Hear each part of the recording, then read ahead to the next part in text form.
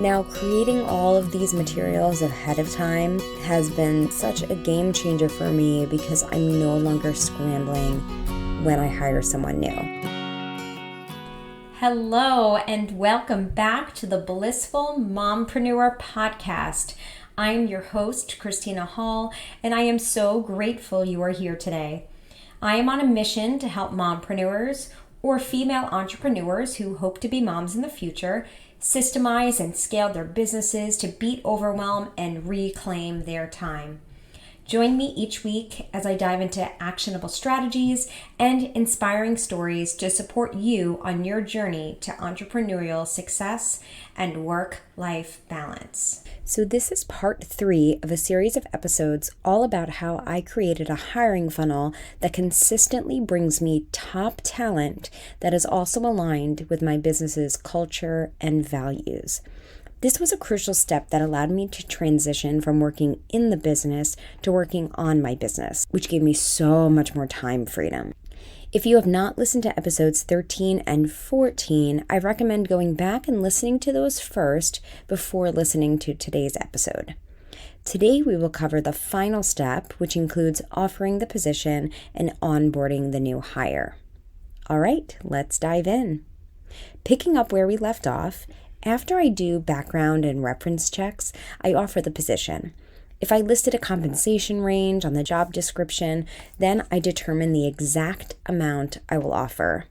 When I'm deciding what to pay, I consider how much experience they have. Someone with less experience will require more training, which requires more upfront costs before they generate revenue. Sometimes with less experienced teachers, I need to spend more on marketing to acquire enough leads to fill their schedule.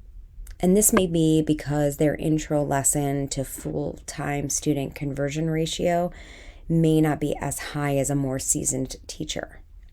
I have found that as I've become more financially fluent, I've been able to make better decisions on what to pay team members so that I can improve our margins and remain profitable. Depending on the position, I will draft an offer letter or independent contractor agreement.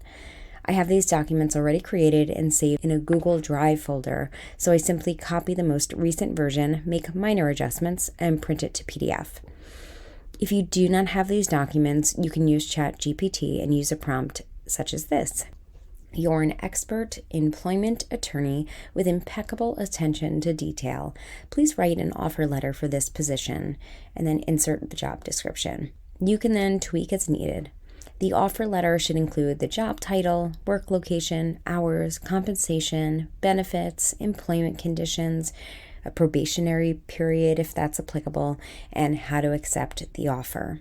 Depending on the role, you may want to have an employment attorney review the offer letter or independent contractor agreement to ensure compliance with local labor laws. Once I've created the offer letter agreement and assembled all the necessary tax documents, I will map out a training schedule. I like to include 1 to 4 days of observation. This is when the new hire observes me or other team members. I will introduce them to our team members, and I simply want them to get a feel for how we interact with our clients. I like to ask them questions about our culture to bring these elements to their attention.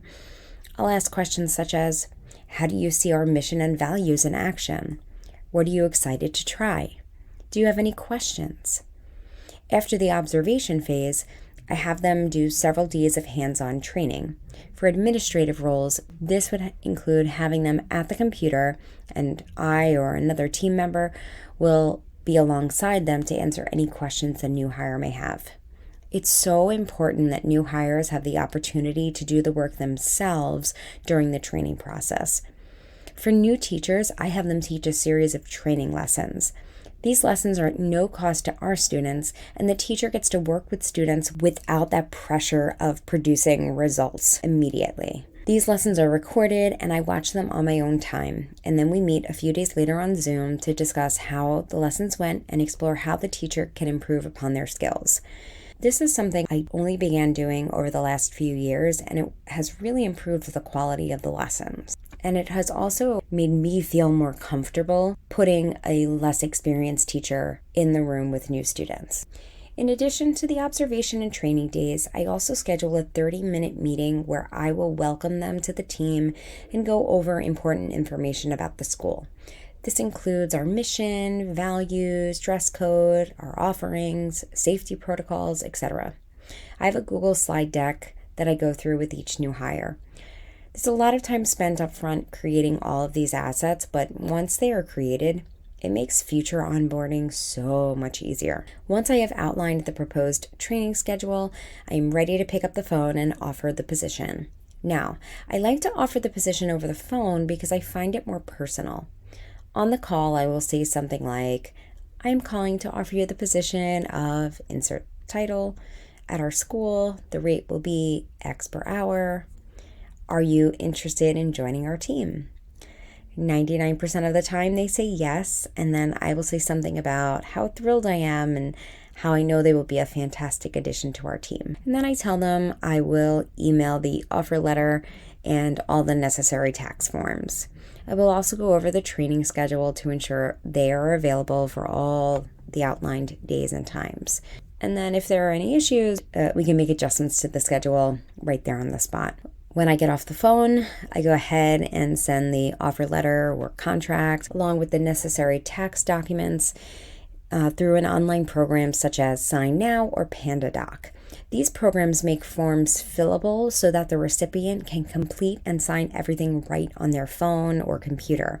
They don't have to go through the trouble of printing, completing by hand, and then scanning and sending it back. Since I began implementing this, I receive all the documents back much more quickly. Now, I only have experience with Sign Now and PandaDoc, but I know there are countless programs. You can search online and choose one that fits your needs and budget.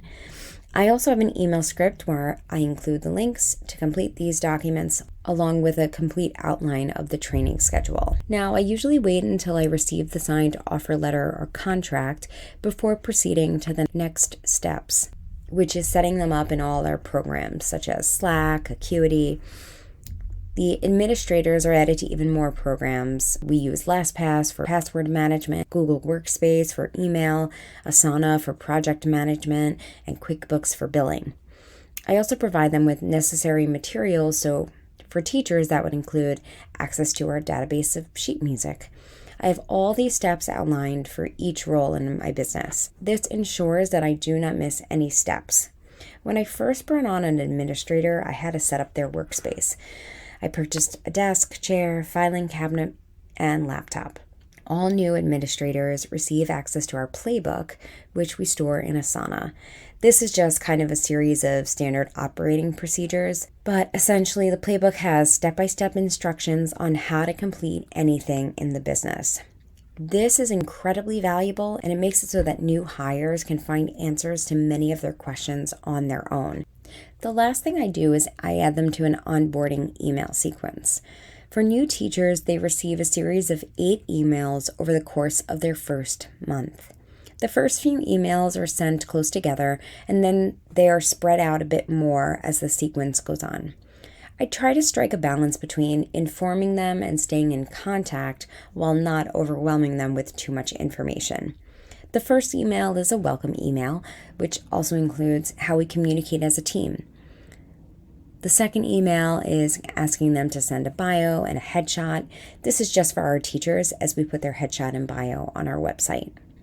The third email includes 2 videos of me talking about our mission and my long-term vision for the school. In the fourth email, I send them how to access the calendar and how often we will meet as a team and one-on-one. The 5th email is about the dress code. The 6th email is what to do if they encounter a challenge or problem. The 7th email is specifically for the teachers, which outlines our makeup policy. And the final email is a reminder to reach out if they need help with anything. Now, you may be thinking, why don't you just put all of this information into 1 or 2 emails? And the reason why I don't is I find that if I break it down into more digestible bits and share the information over a longer period of time, I have a better chance of them retaining the information and not being overwhelmed. The beauty of this email sequence is it reinforces many of the things I covered during training, and it also ensures that I don't miss anything. And As a bonus, it provides a few extra touch points so that new team member feels welcome and supported. While I meet regularly with all of my team members, I do try to check in with them throughout their first few months. So I will set myself reminders in Asana. If I have the ability to check in with them in person, that's ideal. But I may even give them a call and check in over the phone or via Slack, just to make sure they have everything they need and to really set that precedent that it's okay for them to come to me if they have any issues. And there you have it. So that is my system for offering the position and training and onboarding new hires. Now, creating all of these materials ahead of time has been such a game changer for me because I'm no longer scrambling when I hire someone new. And I feel like because I have all of these assets already, every time I hire someone new, I'm just improving upon what is already there. So it just keeps getting better. And overall, that's what I'm just going to kind of say, like, carve out time, even if you're not hiring, carve out time to create all of the assets that you will need to hire, to onboard, etc. And don't worry about it being perfect. It's not going to be perfect. Just get it done. And then when you have to hire someone, you can go through everything and tweak it. And just trust me, all of these materials will get better and better over time. As we wrap up today's episode, I just want to remind you that I am available on Instagram at the Blissful Mompreneur. Feel free to DM me. I'm totally serious.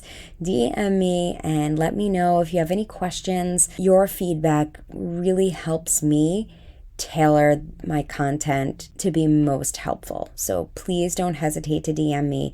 I love to help in any way that I can, and I love to connect with you. Thank you so much for tuning in to today's episode of the Blissful Mompreneur podcast. I hope you found the episode valuable and inspiring. Remember, you have the power to step off the hamster wheel, reclaim your time, and find balance in your life. If you enjoyed today's episode, please subscribe to my channel, click the notification bell, and leave a comment below letting me know your biggest takeaway. Your feedback helps me continue to provide valuable content to mompreneurs like you. Until next time, keep pursuing your dreams, finding joy in the journey, and creating a life and business you love. Take care, and I'll see you in the next video.